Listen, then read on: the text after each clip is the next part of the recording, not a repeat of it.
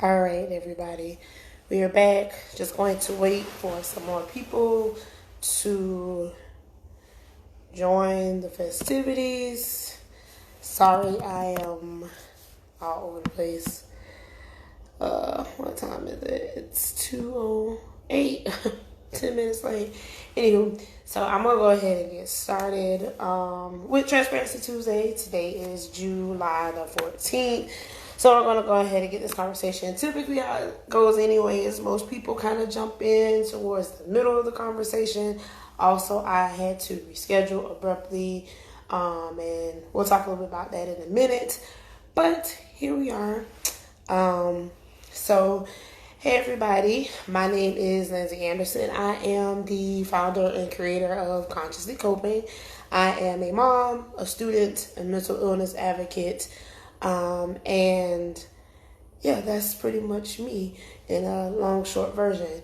Consciously Coping, for you guys who don't know, Consciously Coping is a online social media platform that has been created and curated for Black Americans who manage mental illnesses while navigating the mental health system in America.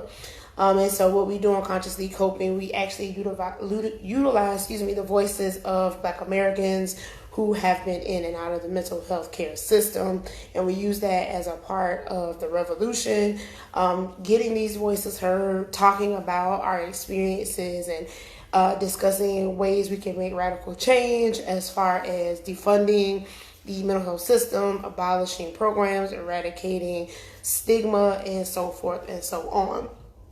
And so that's what we do at Consciously Coping. Now, Transparency Tuesday is one of my favorite days. Transparency Tuesday is a day where I am able to come talk about my personal experience and use my experience as a resource for others to kind of think about our system in a whole, the mental health system. I use my personal experience just as opinion to kind of talk about some things that I want to see change, some things that I don't like, and just create a critical discourse about mental health. And I think it's important for us to have these kind of conversations in a relaxed forum, because sometimes going to mental health workshops and summits and conferences kind of give us this feeling that it's a gatekeeper type of program where you have to be someone of the mental health field to be invited or to be heard, or to even understand the jargon. And so I like Transparency Tuesday because it is a place for us just to talk. It's just kick back, talk, ask questions, and no question is wrong. I don't have all the answers. So first things first, I am not a mental health professional. I am not a psychologist, psychiatrist, therapist, or a counselor. I am QPR certified, and QPR is a program, it's actually a certification that you get to assist those who may be experiencing distress, so i.e. suicidal thoughts or ideation. However, I am not a part of the mental health professional field, so I cannot give you mental health treatment advice. I can't give you advice on therapeutic things. All I can tell you is my experience, and then you can thus go from there. So we are going to get started. So today we're actually talking about being misdiagnosed in America while being Black. That is one of a very huge issue that is seen in communities of color in America. I just released an image on the Consciously Coping Instagram page yesterday, actually talking a little bit about the racial discrimination history within the mental health system and public health system. And so when we think about the past and the just historical evidence that we have of how African Americans have been treated, all the way down to African Americans, Black people who didn't want to be enslaved, who fled, were considered to be mentally ill. No way, no how did a Black person, why would you want to leave this situation? Something must be wrong with them because this is the best situation they can have, right? And so that was actually in in scientific research. That was actually a part of the mental health field, and that was something, even though some of the scientists kind of didn't go with it, but that was something that Dr. Cartwright, came up with. And so when we talk about how we're treated in the mental health field, being overdiagnosed and underdiagnosed, and then being misdiagnosed, over-medicated, under-medicated. And so it's we can go down a huge rabbit hole. So I'm going to talk about my experience at first. So if you guys are new here, if you don't know, I manage 3 mental illnesses: bipolar disorder type 2, generalized anxiety disorder, as well as post-traumatic stress disorder. And so I assume you would probably think, okay, yeah, clearly she's probably on some medication or some kind of treatment plan. And so I want to talk a little bit about how I got to these diagnoses, because these did not come easy. So I have been dealing with mental health issues, i.e. mental illnesses, for years, since the age of 12. So about 20 years, 22, no, wow, I'm getting older, 24, holy crap, but 24 years. And so initially I was diagnosed with dysthymia, which is now known as persistent depressive disorder. And so dysthymia, the difference between dysthymia or PDD and major depressive disorder are really the length of time of being in a depressive episode. So if you have major depression, these are people you always see on TV, right? These are the characters that we always see portrayed every single day.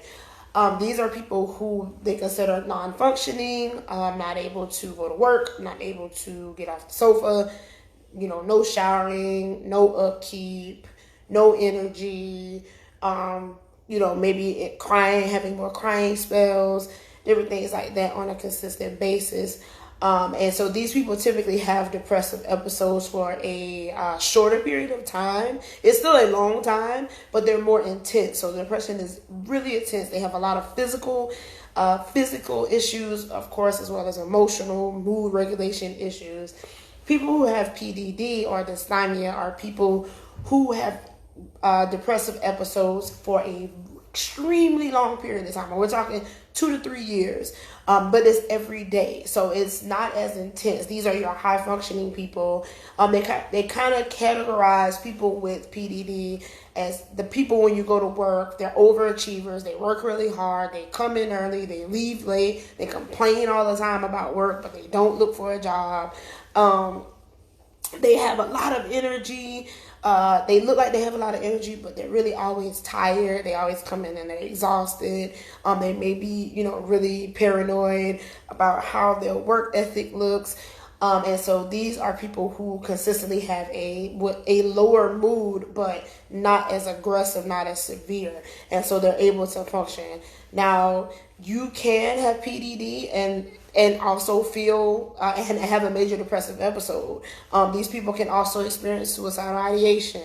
They can also experience suicidal thoughts, self-harm. So the behaviors and the symptoms aren't really that different. It's really the length of time that these people, persons, experience these symptoms. And so that's what I was diagnosed with initially. So if you think back to the age of 12, when I was 12, was in the 90s, so clearly, we've grown leaps and bounds. But if you think about a 12-year-old, I don't know, I have a son, he's 11. And I think about him and his mood sometimes. And sometimes he's really quiet and he's chilling by himself. And then sometimes he's really overactive and he's all over and having fun. I mean, he's a child and that's what children do. And so when you think about it in the perspective of children, and kind of their behaviors and the things that they do, you kind of understand that, these things can change as far as them evolving, hormonally. And so, you never really know. My personal belief, I think it's really difficult to categorize someone's behavior at the age of 12, middle school, even some high school. Just because we know biologically that, children are going through so many changes on a biological level that, mood regulation is really going to kind of be difficult. And so I think we have to keep those things in mind when we're talking about children. So anywho, back to myself. So being diagnosed with dysthymia, PDD, you are immediately placed on medication that's for that. So medication, so antidepressants, right? Okay, so I was placed on antidepressants, and of course saw a counselor, and that just didn't work. I was the kind of child who was like, oh, I'm just gonna play like everything's okay, like I'm good, I got it. So that's kind of how that went. So all of my life, I had this idea that I had major depressive disorder. So PDD. Hadn't heard anything about anxiety. Hadn't heard anything about post-traumatic stress disorder.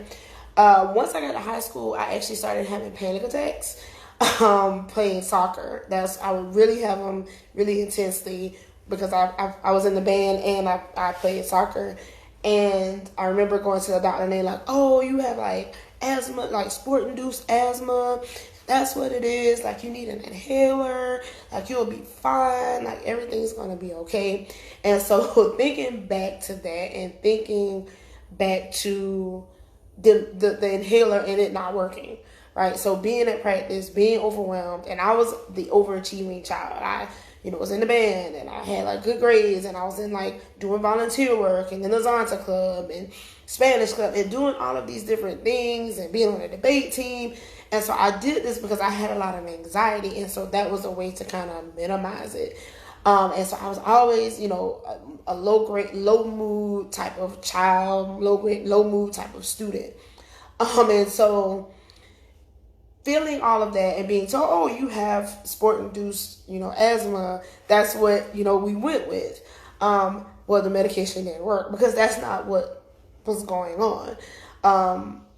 And so I just continued to think that was what was wrong. So by the time I graduated from high school, I thus moved and went to college in Tallahassee at the Florida Agricultural and Mechanical University. So FAMU, I'm a member of the Marching 100, and being at pre-drill and having panic attacks every day.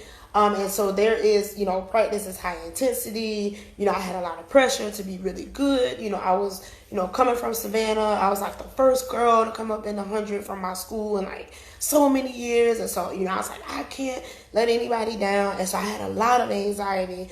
And so I went there probably day 2, day 3, I started having panic attacks. And they were intense. I mean, I would have panic attacks and have to be hospitalized. And so the first time I went, they were like, she's not dying. She's not having an asthma attack. This is a panic attack. And they said, we're going to give you some Paxil, but you need to go see a therapist or a psychiatrist to get more medication. This is, just enough to get you through. And so of course, 19, I'm like, whatever, I'm fine. So I didn't go. So fast forward, at the age of 21, I was hospitalized for my mental health, and that's when crap hit the fan. And so if you were watching Transparency Tuesday last week, we talked about being in psychiatric facilities and just how damaging and traumatizing it is. And so a part of that is not being heard. And so when I was there, the psychiatrist that I saw, now mind you, these people are not resident psychiatrists. They just work extra for a little extra money. They have their own office, their own practice. They just do this on the side. They don't come on weekends. They only come through the weekday. So if you come on the weekend, you won't see anyone until Monday. And these people really don't care. They're just getting an extra check. Hey, you're here for 3 days, whatever. And so I remember talking to the guy, and he's like, look, if you don't, I was extremely depressed. And he's like, if you don't talk, you're going to be here forever. Like, you leaving is up to you. And so, of course, I BS. I was like, oh, I'm just tired. Like, I'm stressed from work. Like, that's it. I'll be good. Like, I want to go home. So they do the MMPI test. And so that's the test that you see a lot of times. That's like all these questions, like 100 questions, and they ask you the same questions in different verbiage, right? And you have to kind of respond the same way. And so that's kind of how they determine like where you sit at on that test. And so of course it came back, and so it's like, oh, dysthymia, panic disorder, generalized anxiety disorder, post-traumatic stress disorder, schizoaffective disorder. I think there was self-defeating personality disorder was on there. Borderline personality disorder was on there. So it's all of these diagnoses, right, from this paper that nobody explained to me. Nobody explained what they were, what the medication was. Nobody talked about, like, how they seek therapy, what type of therapy do I need. We know there's tons of therapeutic, like, options that you have. And so nobody did that. It was just like, hey, here it is, and they prescribe you medicine. So once they determine, like, when you come in, if you say I haven't slept in 5 days, they automatically give you Ambien. So that's like an automatic. And I hadn't slept when I went. I hadn't slept in about 5 to 6 days, and they were like, "Oh, you gotta sleep," and of course, gave me Ambien. And so I didn't want to take it, but they were like, "If you don't, we're gonna administer to you. You have to take it." And anywho, took the medication or whatever. So once they kind of diagnose you loosely, guess what happens? Once they kind of diagnose you, they just give you a load of medication. And so I was given, I think at that time I was just given Paxil. So I had Paxil and Ambien. And so they're like, if you don't sleep, if you don't take this medicine, you don't leave. Nobody ever explained to me what Paxil was, what the symptoms would be, what were the, how the dosage, anything like that. Just take this medicine and that's it. What happened was I began to feel more depressed. So I started taking the Paxil, and I became extremely depressed. I started to experience really deep depression. And this was while I was in the hospital. But I didn't say anything because I wanted to leave. I was young. I wanted to go.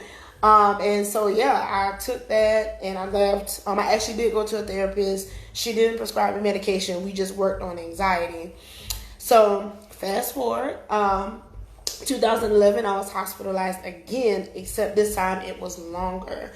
And so I was actually there for about 3.5 weeks. And I was immediately given Ambien. I was put on Buspar, and I think that was it.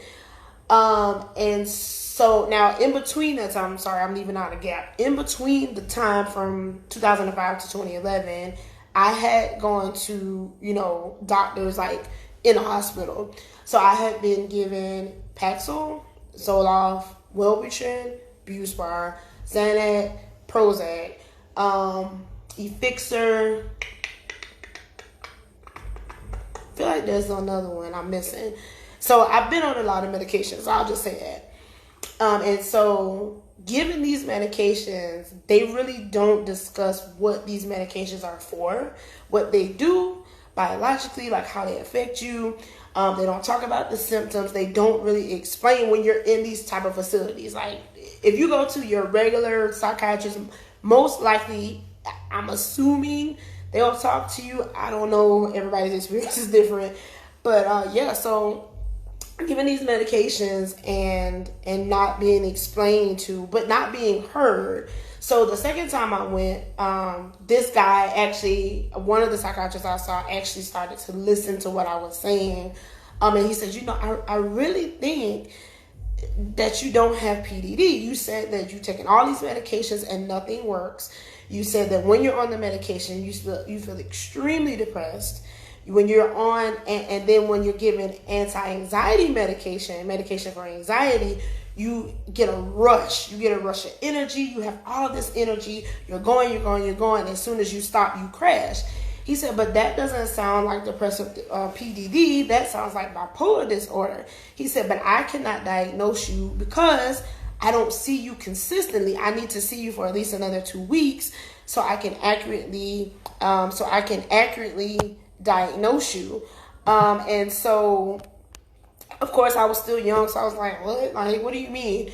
And so I was like, oh, okay. And of course, I'm like, I can't have bipolar disorder. Like, no, like I'm always depressed. And I really blame that on the media, because the stigma surrounding having bipolar disorder is so intense and it's so incorrect and it's so wrong. Like the behaviors that we see played out like on TV shows and in movies and on podcasts and in books, it's so like exaggerative. Like we don't really have a clear and concise like idea of how people who manage bipolar disorder behave. And so of course I just had this stigma around, no, I can't have bipolar disorder. So I kind of didn't touch back on it. So it wouldn't be until 17, 18, 17, 18, either 2017 or 2018 that I was accurately diagnosed. So let's go back and do the math for people that are kind of coming in. So I was diagnosed with dysthymia, which is PDD, known as persistent depressive disorder, at the age of 12. It would not be until I was 31 years old until I got an accurate diagnosis of bipolar disorder type 2. So we're talking about 22 years of taking antidepressants and them not working, and me saying every time I take this medicine I feel worse. Me taking anxiety medication and saying every time I take anxiety I have these grandiose thoughts. I can rule the world. I'm spending money and I can't control it. And I'm out here, doing these things, and I feel like I'm watching myself do it. Me saying this in and out of hospitals, in and out of mental health facilities, and nobody saying, okay, well, let's see if we can get an accurate diagnosis. And so for me, it was just really a lot of not being heard. And I think that's what, to me, that's what leads to a lot of being misdiagnosed, is that you go sit down, you talk to these people who don't look like you, and you try to explain your story and kind of what you're going through. And culturally, just realistically, African-American people in America, we have a different culture, right? We live this different life. It's like we're in our own little society. And so going to these people, to this day, I've never had a black psychiatrist. I just started having a black therapist the end of 2017. Yeah, the end of 2017. And so really having nobody that I felt like I could relate to. And then being afraid to tell them my actual symptoms and behaviors out of fear of being hospitalized, being policed, being taken down, being given medication that nobody's explaining to me. I remember when they gave me Buspar, and I was like, dude, this makes me feel like crap. Like, I literally throw up every time someone gives me Buspar. Like, can we not take this? And the psychiatrist's like, well, we'll just give you a lower dose. What? Like, no, I'm telling you, it doesn't work. I don't feel better. I throw up.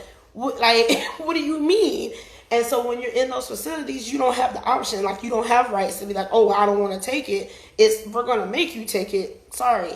So, there's a lot that goes into being misdiagnosed. And so, like I said in the beginning, it's just our history with racism as far as public health and mental health in those systems. I mean, it still runs rampant to this day. And it's unfortunate, but it's the truth. And so I really wanted to talk today more specifically about being misdiagnosed and being on different multiple medications and those medications not working. And so what happens is you have people who say, well, I don't want to try anything else. I don't want to go back to a psychiatrist because nothing's working. But a huge part of that is, you do have to be held accountable because you have to be willing to open up and tell your symptoms and your behaviors. And so a suggestion I give to people is write them down in journals. So if you journal every day or every other day, what happens is you can start to see your behaviors as well as your therapist, as well as your psychiatrist. They can see like the changes. Even in just the way you write. They'll literally say, well, why were you, writing out of the lines this day for these 3 days, and then the next day you were writing in the lines, everything's neat. And so those little subtle changes in your mood, if you have a mood disorder, you can notice those little subtle changes. And so you have to be held accountable, but then at the same time, the other end, they have to be able to listen. So if I'm telling you that this medication makes me sick, it makes me feel worse, I have a lower mood, I really can't get out the bed, I started experiencing suicidal ideation or thoughts, like, that's the cue for the psychiatrist or even your therapist to say, well, wait a minute, like, let's talk. And so, people live lives and are misdiagnosed for years. And so I think, these conversations have to be heard. We have to talk about this because if you think about, especially if you put it into perspective of like low income, underprivileged, if you put the conversation around these people, right?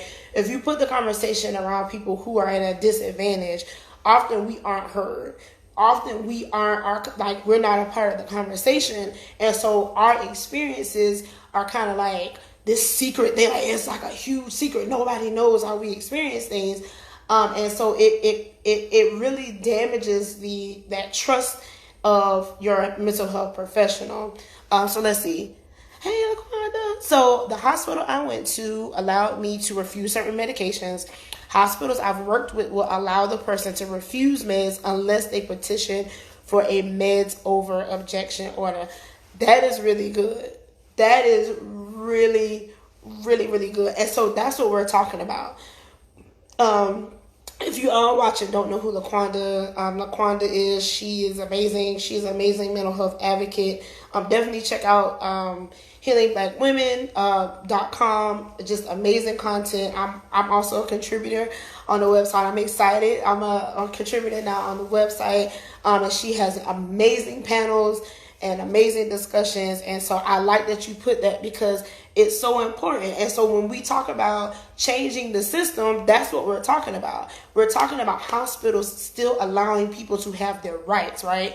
You know, and it's so important for that, especially when we're not educated, especially when we're not taught about these things. And that's where the disconnect goes. And a lot of times you'll see health professionals in general will treat you as if you don't they won't understand anything anyway, so I won't talk about it. Like, they're not going to get it. They don't, and it's like, this is your body. This is your body. Like, nobody else knows your body better than you. And so I think it's really important for us to be a part of our own health plan. Like, I'm the person you're trying to help, so I have to talk. Like, I have to be a part of it. And so for me, I am now an advocate for myself. Like, you have to advocate. Nobody's going to advocate harder for you than you. So that would be my advice. So if you're on here watching, you're like, man, I need some advice. Advocate for yourself. Ask them, what are the symptoms? When I take this medication, what are the most common symptoms that people have? How will this medicine make me feel? How do you think it'll make me feel? I also take this medication. How will that you have to say these things, and you have to understand a lot of these facilities, they're trying to get people in and out, in and out, in and out. So it's not like they can build this, rapport or this relationship with you. So you definitely want to make sure that you are asking questions. They're getting paid to be there. Your insurance is paying them. Go ahead and ask them. And if your insurance is not paying them, guess who's paying them? You are paying them. And so you want to make sure, this is your body. This is your health. This is a part of your healing. And so as a part of your healing, you have to be an advocate and advocate for yourself. And you have to stand up and say, wait a minute, this is not right. Like, I'm telling you, like, all I feel is this, and you're telling me I need to take antipsychotics. I don't understand. Like, what's going on? And so it's really important to advocate for yourself.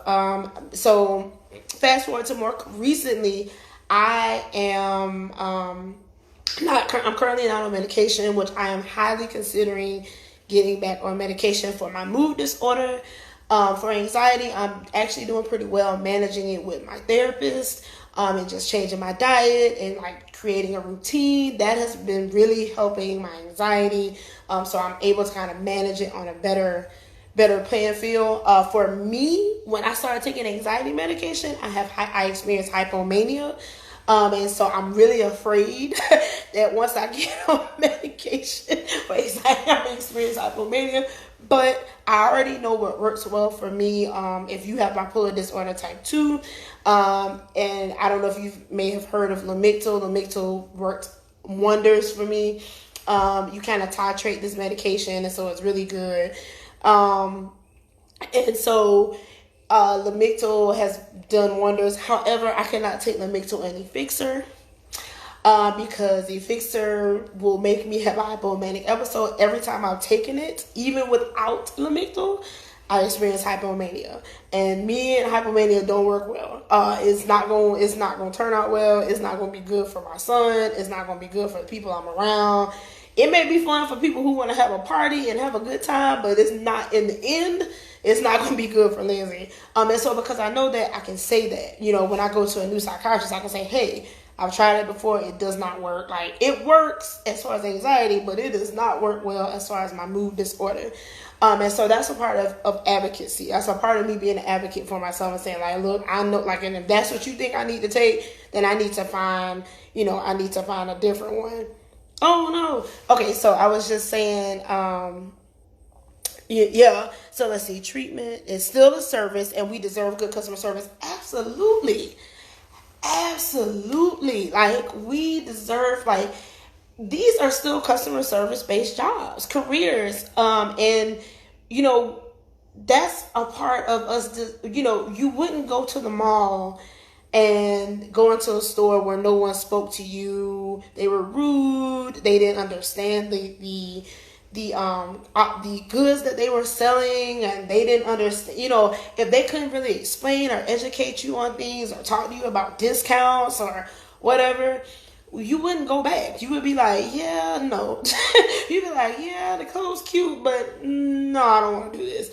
And so it's really that serious though, and it's okay. I think sometimes people are afraid to be like, it's okay to say, this relationship with you and I isn't working. For your therapist, this relationship is not working. This conversation with you is not working. Like, I'm sorry, I'm going to have to find someone new. I remember my psychiatrist, she actually was doing rounds, and so her year was up. And I was so upset, and she was like, I'm leaving. And, she's like, but you're getting another good, another good guy. He's really good. He's a student. He's on his rounds. And I was like, okay. And when he came in, I could tell it was different. He immediately was like, so I'm not like Dr. Brown. I don't do long consultations. Like, I don't talk. I kind of just find out what your symptoms are. I prescribe you medication.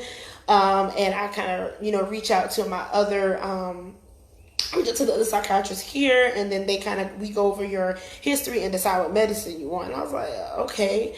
But he didn't even listen, because I told him I hadn't been on the Lamictal in a few months. I was like, so I know I need to titrate back on it. So I need to start out with 25 milligrams. He thus wrote me a prescription for 200 milligrams. If you know anything about Lamictal, you have to titrate because there is a rare rash that you get. I forgot, I think it's like Rhett's rash or something.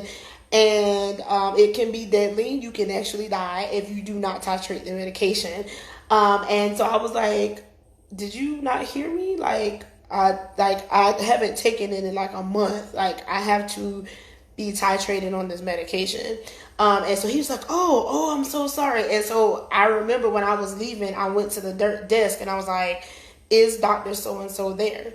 Is she still in this facility? She said, yes, but she's seeing children currently. So she won't be helping adults. And I was like, I need a new psychiatrist, like today. Like, I need, like, right now. And she's like, okay, well, we have to see who takes your insurance. I don't care. And so that's just a part of, being an advocate for yourself. And so once, like I said, you want to kind of advocate for yourself, be, good things, good tools to do. Write down your symptoms. That's a great thing. Journal. I think journaling is really good. And you can even take it with you into a therapy session or even a session with your psychiatrist. And you can tell them like, hey, this is how I've been for the last 7 days, and they'll be able to see. And the goal with psychiatrists and therapists is you want to see them as frequent as possible. Not every day, not even every week, but you want them to kind of grow with you, and it's a relationship, right? It's not a friendship, but you want them to know that, hey, you saw me this week and last week, I was in a whole different space, and like, what has changed? Because they're able to help you better. They're able to get these tools better for you and get resources and reach out and read themselves. They're constantly learning and understanding better as well.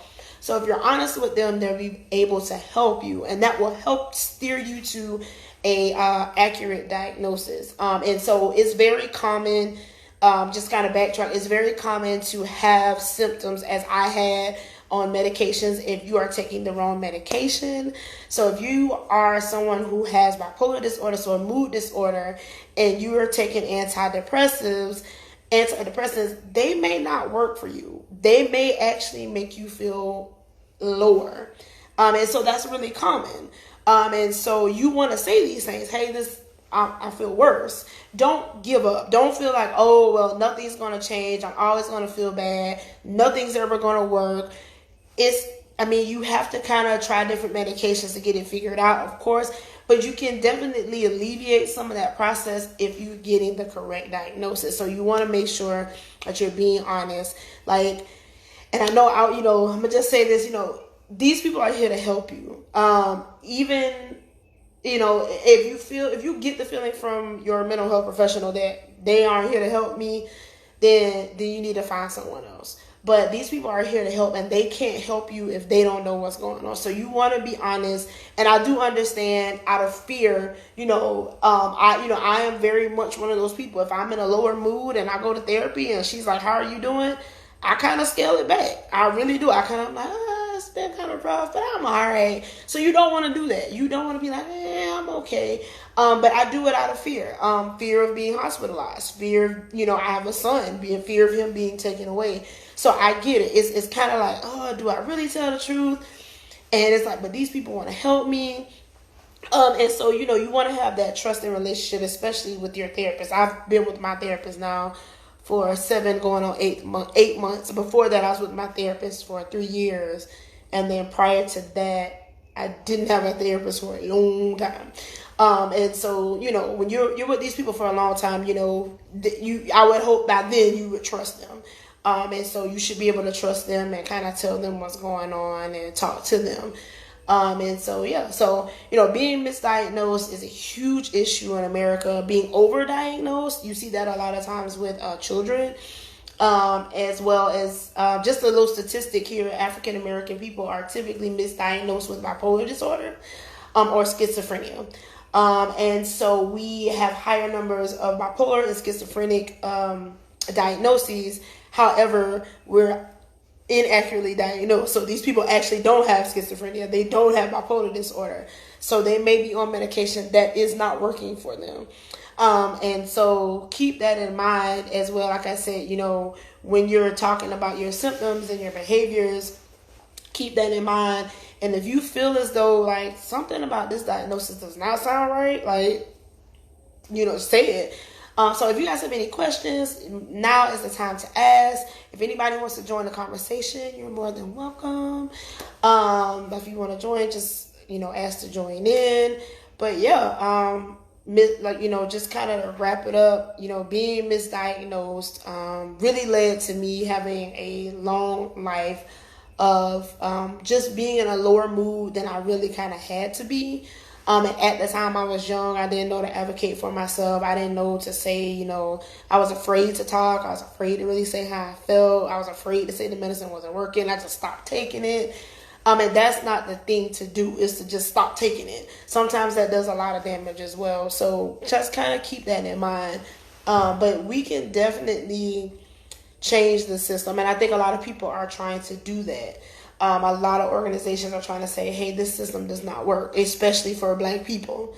This system is not helping us, it's hurting us. And so, we definitely want to make sure that while we're doing advocacy work, that is a part of it, that we are employing people with to feel they have power and they have rights and they can talk. And like I said, nobody knows your body better than you. Nobody can tell you, this is how you feel. You're like, no, I don't feel that way. So definitely, take up for yourself. If you see someone else, if you have a loved one and they come home and say, man, they put me on antipsychotics today. You're like, let me do a little Googling. Let me see what does that do? And you're like, but do you feel like this? Like, what are your symptoms? Dig deep, ask those questions and kind of advocate. And that will also help you. Definitely shoot the deuces to a mental health professional. Girl, you ain't working. Boy, you ain't working. I got to go. This is your health. These medications are strong. These are not medication in general is, but these medications are talking about for mood stabilizers, SSRIs, antidepressants. These are not, this is not like taking a 50-gram Tylenol.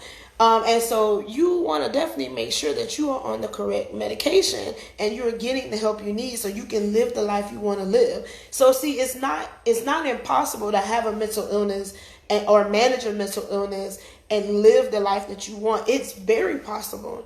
But the only way you can do that is if you have a correct diagnosis, you have a great treatment plan, a great health plan. And I don't mean insurance. I mean just a great treatment plan as therapists and psychiatrists and counselors and support groups and, friends and healing. It takes a community. When you have a mental illness, it is a communal based support system that you need. It's not just, I'm going to need support from my therapist. Therapists are great. I love mine. But she can't do it all. I got to have a team. I got to have a team ready. And so finding the correct team and someone who fits you is going to be great. So I hope you guys kind of take from my experience that, help, just if you kind of see someone and they're saying like, I just don't feel like this is right. I don't feel like this is the right diagnosis for me. Let them know, like, get another opinion, like go to another doctor, find somebody else that, is covered by your insurance. If you don't have insurance, there are so many organizations that are helping out right now. I mean, I can't give you a whole list off the top of my head, but I do have a list on my website on consciouslycoping.com. But, Men to Heal, Men to Heal, Loveland Foundation, the Okra Project, all of these organizations are having so many of these great conversations and also giving money away to people who need these type of services. So if you are in need of these services, like, definitely reach out. And just even if you don't have insurance, like, respectability politics, I don't play. I don't care if you got Medicare, Medicaid, you still deserve quality service. You still deserve to be properly diagnosed. You still deserve to be heard. I don't care if you have no home. I don't care if you are from another country. I don't care what your situation is. You still deserve to be properly diagnosed. You still deserve to be heard. And let's not forget, because I can keep going forever, but last but not least, a lot of these diagnoses have the same symptoms. Literally, like, someone who has anxiety can literally have the same symptoms as someone who has bipolar disorder or depression or PTSD or OCD or dissociative identity disorder. People who have anxiety are highly misdiagnosed with having ADHD or ADD, because the symptoms are so similar. So, like, keep that in mind. Like, it's easy to do. And so that's why I said it's important to understand yourself and your symptoms. And just really be like, no, I just don't think that's what's going on. Of course, you're not the mental health professional, but you kind of know, like, tell me the symptoms again. That don't sound like what I'm going through. I'm sorry. And definitely if you take medication and it's not working, please say something. Like, don't just stop cold turkey. Don't just say, I'm just going to stop. I'm not going to go back to the doctor. Talk to them. Tell them what's going on. If they don't want to change it, then that's when you kind of need to shift gears. So just to wrap up, thank you everyone for joining. Thank you, Mickey Moon. Yay. You're welcome. So just a few things updated. So this Friday, I'll have a conversation with Jamie Fleming of Black Mom's Guide to Calm. We'll be talking about how to create a safe space at home for yourself. So, and let's keep in mind that a safe space at home is not just your physical four walls. Your home is your body. Your body is your home. You live within your body. So your body physically is your home. Mentally is your home. So we got to create some safeness within ourselves. Then on Sunday, we'll be having a conversation with Amade from Depressed While Black. That's my boo. I love her. And we will actually be talking about being in mental health facilities and what the experiences are and how we can help Black brothers, sisters, trans people, trans folks, non-binary, how we can help the Black community be educated, how we can defund the mental health system, how we can eradicate stigma. All of these things, we'll be talking about this on Sunday. And then the following week, I will be on a panel on healing Black women. We'll be talking about managing our mental health. It's going to be amazing. There are like 5 other beautiful, amazing women who will be on there, and we'll be having a conversation surrounding our mental health and how we manage it as people of color. I'm trying to think. And then I have 2 more announcements. coming up soon. And because you guys are on here on the back end, I'll let you guys know. You guys get the secret first. I'll also be having a conversation with a psychiatrist in the next coming week, a Black psychiatrist, and she will actually talk about kind of what I talked about today, misdiagnoses. She'll talk about, getting prescribed medication. We are going to talk a lot about the psychiatrist, the history of psychiatrists and what it looks like, for them and how they can help us and different things like that. And then I'll also be having a conversation that same week with a pharmacist, and what she's going to do is a Black pharmacist. She's going to actually talk to us about medications, and maybe why we're experiencing these different symptoms from the medications, what we should be asking our pharmacists when we are prescribed these SSRIs, antidepressants, anti-anxiety medication. She's going to bring all of that Black girl magic, all of that knowledge. She went to FAMU, and so she's going to get on here and just give us all the information and really empower us to continue these conversations and build our health team. And there's a few more things I'll be doing too. I'll be on some more panels.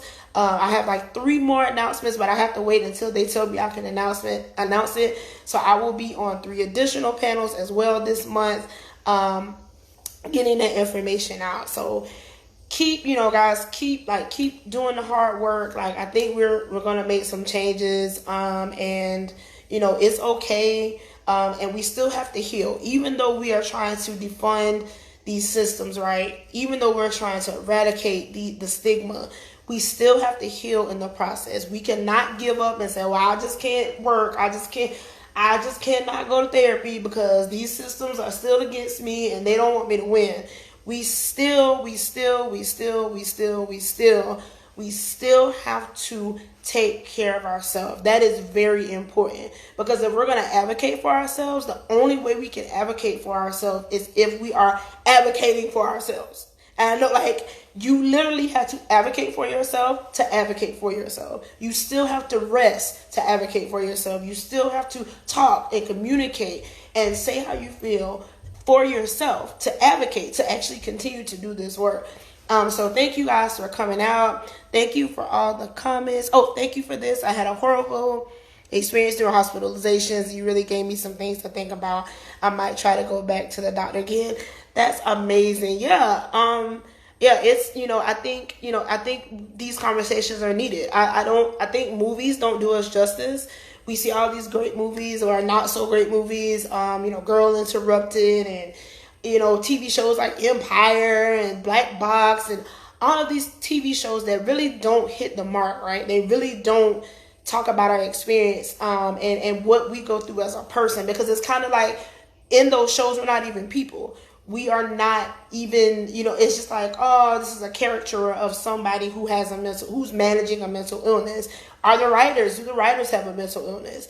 Are the writers mental health professionals? Where are these people who can accurately portray us in a way that shows that, yes, we are human. We just manage a mental illness. We literally can live the same life as everyone else and experience the same successes. We just have to manage our life a little different. So absolutely. And so this is a common theme. It's a common theme, right? A common theme to have these terrible experiences. And people are left to kind of pick up the broken pieces. So that's all I have for today. Next Tuesday, we will have another Transparency Tuesday conversation. If there is something specific you want me to talk about, you can leave a comment here, or of course you can email me or private message me or comment Facebook, Twitter, anything like that. Share, let everyone know to kind of join the conversation. This is for us. We're doing this for us so we can talk, and even us to get ideas and say, well, what should I be doing? What's the next step? So everybody have a great Tuesday. I hope you guys get as much rest as possible. Drink a lot of water. I tell everybody, drink water, but drink a lot of water, stay hydrated, you guys. It really, if you don't know, I'm a student in school. I'm going to school for biology, minoring in math. I want to be a computational neuroscientist, and I want to study behavior. So I want to do research on behavior in humans. Well, utilizing a different organism, but behavior in humans. So water. Our cells need water. We need water. Like, drink water. But yeah, so anywho, thank you guys for joining in. Sorry to keep you guys so long, and I apologize for like being late. I actually had to get a coronavirus test. I was exposed. My niece. So yeah, that's who I was. But anywho, yeah. So have a great day, and I will see you guys next Tuesday at 12. Bye.